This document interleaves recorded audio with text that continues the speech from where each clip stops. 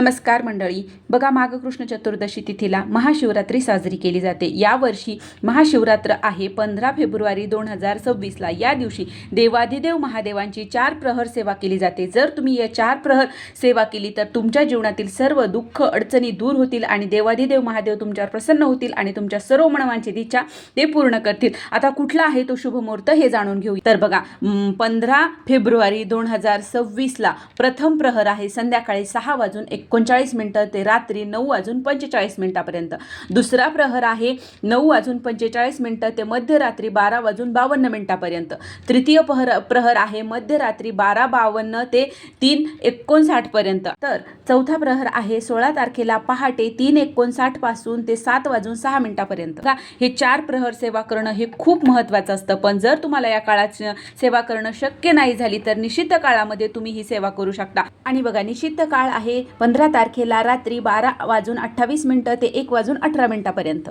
धन्यवाद।